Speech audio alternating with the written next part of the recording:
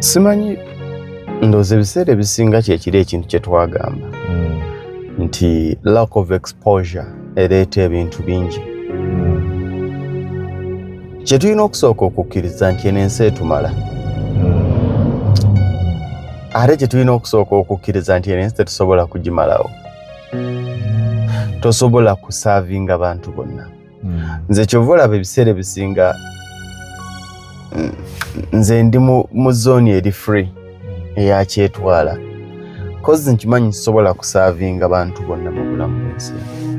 N'olwekyo olw'okuba nti tosobola kusaavinga oba kuweereza abantu bonna, tewali nsonga lwaki ocreating entalo ku balala.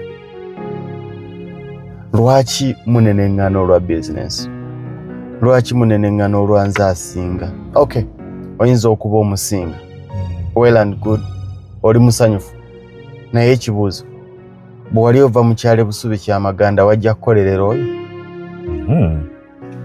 Kati lwaki okuba ng'omusinga kye kikuwa essanyu?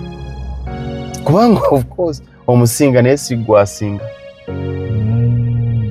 Oba onfuna? Nsinga ono. Osinga oyo. Ekyo kikumala. Owulira ng'okubeera nga just osinga oyo mu bulamu obwo kikumala. It's enough for you. Wajja kukolerera oyo? Ove waka ng'ozze kukolerera oyo? Musinge male. Omusinge omale. Kati lwaki okuba ng'osinga oyo kikuwuliza ng'asinze ensi yonna? Nja kuwa ekyokulabirako. Era kyekiri kyegambye nti oluusi ebizibu ebimu ebivaako ebyo nti abantu tebalabye. Nze nfunye omukisa omutonotono ne ntambulako ne ndabako ku bantu abazitowa onnyogoga toddamu nakuwogera. Era nze ebiseera ebisinga ompulira omuntu nga njagaza olutalo kwe kweyogeza agaboozi agaloodi mugagga bya kisiru oyo mubbi. Era ntwala omukisa guno okugamba gwe muganda wange nti abantu abo abakuyita mugagga boosi loodi kakati balabe baabasinga, tebakukyamula, tebakufuula mugagga, kubanga nze abagagga bendabye tebatuukikanako, tebabawaana nabbawaana. Sigamba nti teweenyumiriza mu ekyo ky'olina oba ky'otuuseeko, appreciate. Naye tolinnya ku nsi, tolinnya ku bantu, tonnamalayo. Olugendo, ensi eno lugendo, gana amazima g'olina okumanya. Mu bulamu tetugenda kufuna kitumala, ate mu bulamu tetugenda kubeera basinga.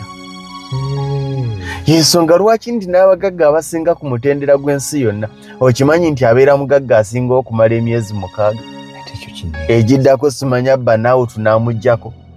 Twakula tuwulira Bill Gates nti ye mugagga, kati ne mu 10 nzijukira okuba nti teyalimu.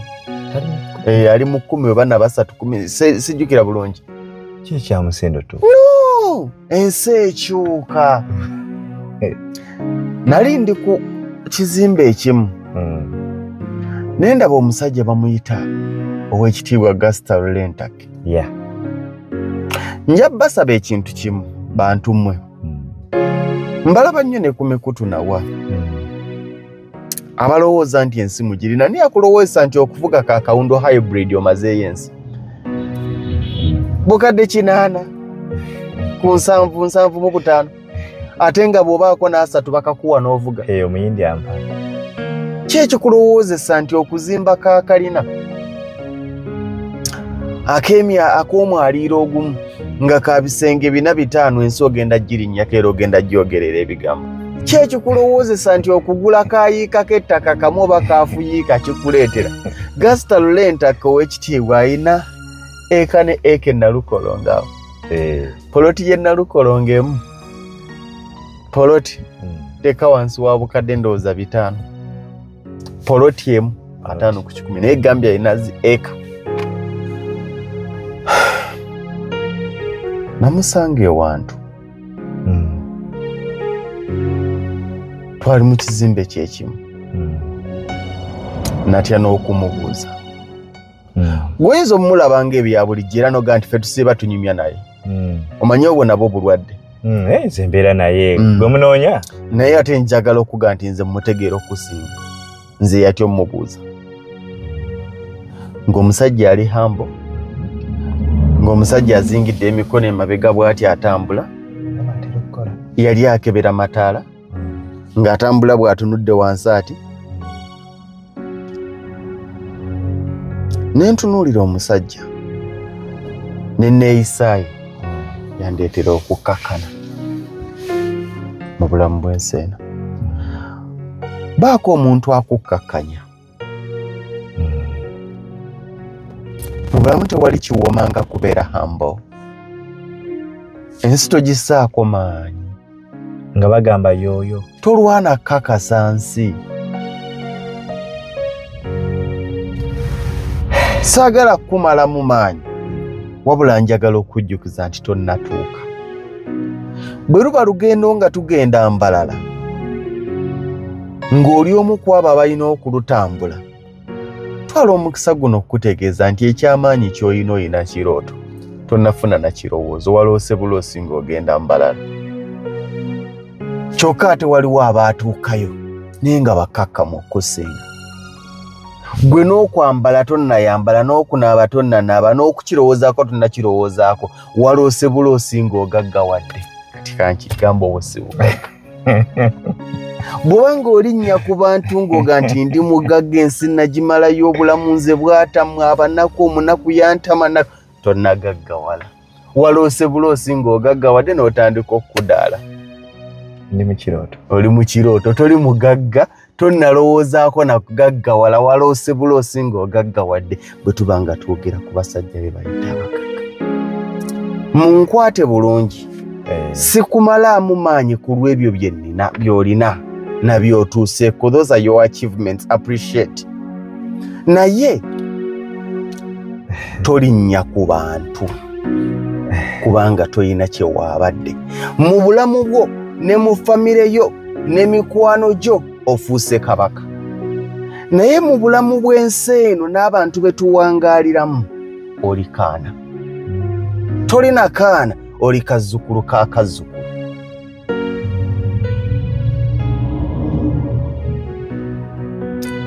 Omugagga,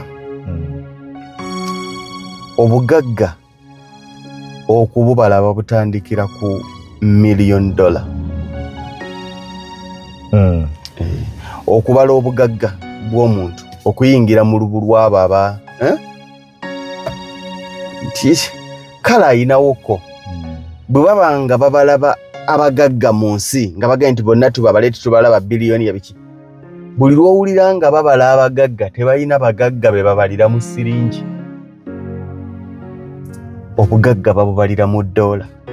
Olina okuba ng'ozitowa ekitone nnyo akakadde ka $. Akakadde ka $, bwe buwumbi 3 n'obukadde 600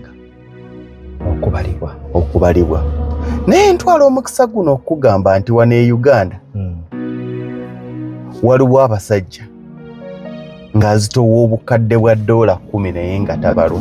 Obukadde bwa $10 bwe njogerako bwe buwumbi nga 3 bwe mba sibaze bubi. Ate bw'oyogedde bw'otyo nenzijukira lisiti yafulumira mu New Vision ng'owekitiibwa ate gw'oyogedde naye nga simulaba mu Mwami Gasta Lentake ng'ate taliimu. Naye ate nze gamba nze kati kye mwagalako kiri kimu, obukakkamu ku myaka gy'alina kubanga yandibadde atulinnyako. Nze ndabye abagagga abawemula. N'akikubawo olwa ssente. Mugende mutunuulire abantu mwenna abagezaako okuvaayo. Bino biri nnyo mu bakazi. Mugende mutunuulire omukazi bamuyita Becky for me. Ali mu gundi akola cakes. Andabikira okuba nga yamentalingibwa omwami Ntake. Omukyalo oyo ayinza okulowoozesa nti omusinga obugagga. Not until lw'oyingirako mu bulamu. Oyo omukyalo ekimu ku bimuzimbye nti akolaganye n'ebitongole ebigagga. Akoleddeko abantu abagagga, akoleddeko ebitongole ebigagga. Kati buli lw'osinkana abantu abo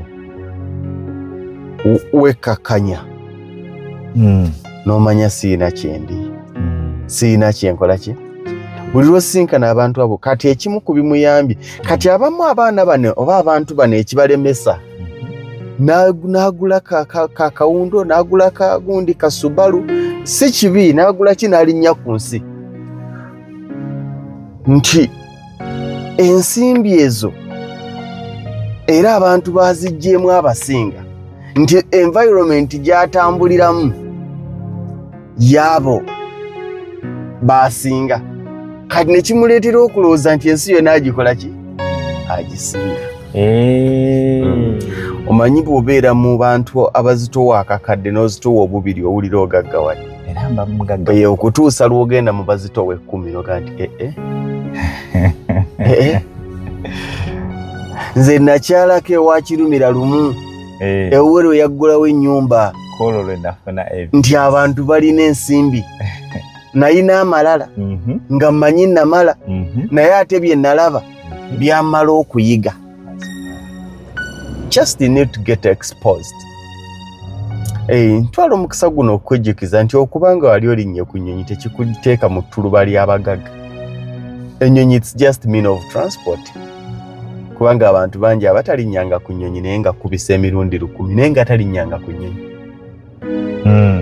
nga talinnyanga ku nnyonyi nga ne passport tagirina tekikulowooza nti okulinnya ennyonyi n'okutambula amawanga kikuteeka mu ttuluba ly'abagagga just excitement sijaga nti myaka abamu babeera bakulu it's just excitement olinako ogambye n'okuloota ndoota nenzijukira sitole gye waŋŋambako ya Lord Fred Sebatta yawapologoma yaloose erinnyo bwekyo ne wampisi bwe yaloota ekirooto n'akiresibako yaloota empologoma ekuuseemu amannyo n'agalondawo